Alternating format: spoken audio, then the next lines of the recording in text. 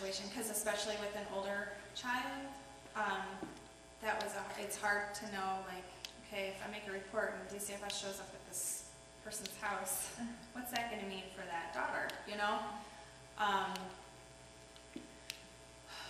But if she's coming, that's her choice.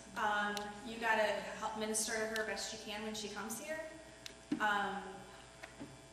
You know, I wouldn't encourage her to lie, but also to help her think about what are the consequences of you coming here. You know, you got to think about, you know, what you're doing, make sure that you're safe.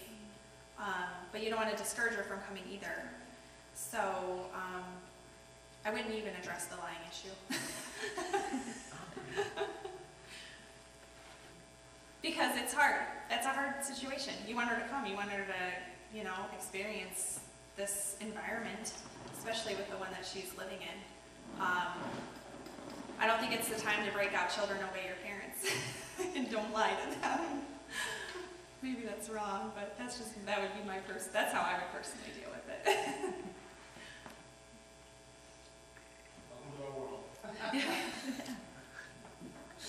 Nothing is ever easy, cut and dry. What do you do, going back to that situation where you say, hey, let's go talk to your parents together, like, man, like there's a lot of situations where that's maybe just like kind of really dysfunctional families. Yeah. Like, would we get in trouble, like if we said, like, hey, let's go talk to your school counselor, but then would we get in trouble because we didn't go to the parents first? Like, how does that work? Like I said, that's why I said, you know, if you know the parents, that helps out a lot to make a decision of whether or not you want to talk to them about it. If you encourage the person to go talk to the school counselor, I would say that they would probably need to do that on their own, because you going with them might overstep some boundaries. It feels like you said, it seems like if you're going to do that, the parents would be more appropriate, or another caretaker. But encouraging them maybe to talk to someone else about it might be a good idea, because maybe through like an avenue like a school, they could get some help for them. Yeah. Or they would maybe have a different relationship with the parents, maybe more of an authority type of situation where it might go a little bit better with the parents. So that would be my suggestion. But if you're going to go with them, but encourage them. I don't know for sure. That's just kind of going from my gut. That just feels like it might be overstepping what your role is. Yeah. A lot of our families are highly dysfunctional. Yeah. So sometimes finding parents is not an option in that situation.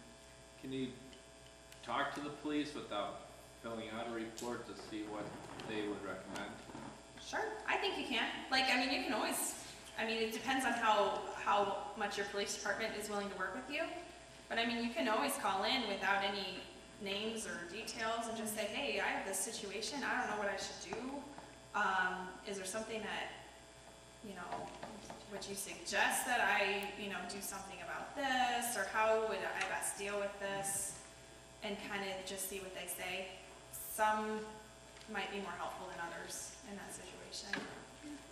But it's hard. You feel like there should be more that could be done, and sometimes people's hands are tied as far as what they are really able to do, which is frustrating. If they're under 18, though, it's almost always the best avenue is DCFS. Yeah. DCFS is where you need to go if there's abuse. They're the ones that get things done, too. Yeah, that's what they do. That's what they do. Yeah, they're obligated. DCFS has to. They don't have a choice. You make a report, they have to follow up with it. It's in their system. Even if they don't go out and do any interviews, your call is in their system.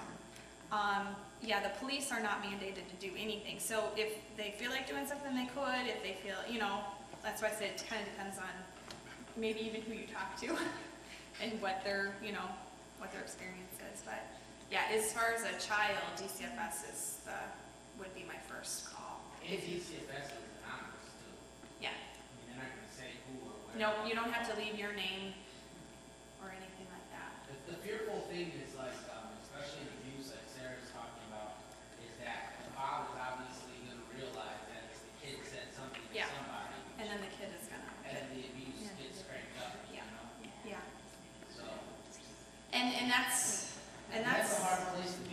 very hard place. I've been there too, and not knowing, is this severe enough that I need to make a report knowing that it could get worse, you know?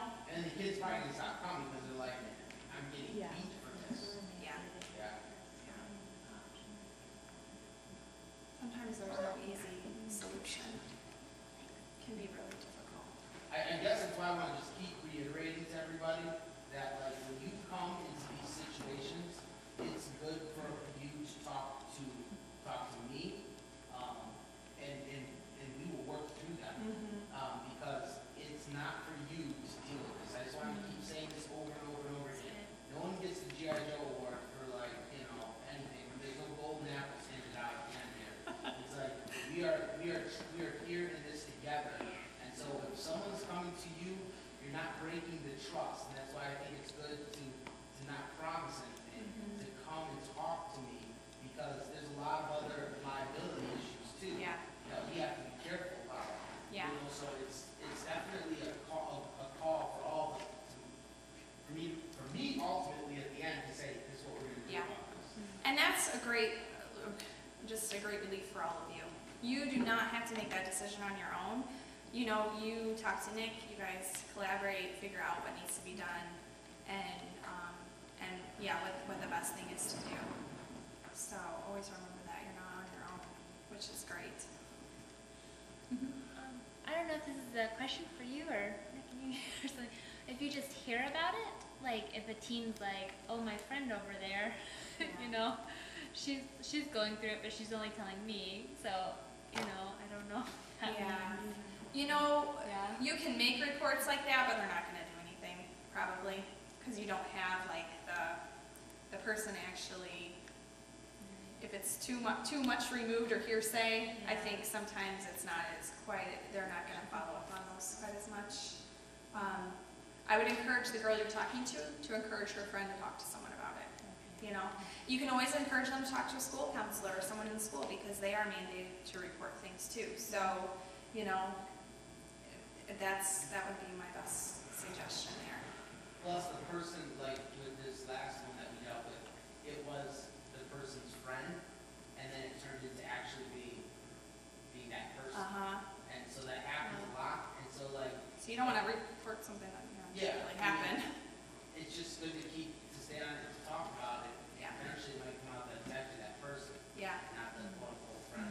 Yeah. That makes sense. But even if you don't, just following up for everyone, like even if you don't report it, it would probably be still best to tell the leadership, because what if you did hear or know of something and you didn't tell, you know, like at least if you told somebody and then you let the leadership of CYC make the call on what to do, like at least then you're covered. Yeah. Yeah, I would say that is a good suggestion. If you hear of something, just go to them and tell them, hey, someone I talked to just told me this, I just wanted to give you a heads up and let you know what they told me. Just so that you have that, you've passed on that information. That's a good point. I want to talk a little bit, you've already mentioned a little bit about confidentiality and things like that, and kids coming to you and say, promise you won't tell anyone what I said. You know, you do have to be really careful and never to make a promise that you can't, that you're not going to tell something, you know. You need to be really upfront with youth and just say, you know what, I want you to trust me, and I'm not going to go and tell everybody what you said, but there are certain times, if you're in danger of someone else's, I have to, you know, report that or tell someone about it to make sure that you're safe. And yeah, it might mean someone might not tell you then, but you have to, but at least you've been honest with them, and that's a part of building that trust. You know, the last thing you want to do is tell someone, I'm not going to tell anyone, and then go tell them, you know, tell someone else about it. So just be really upfront about that, about what you really are able to do.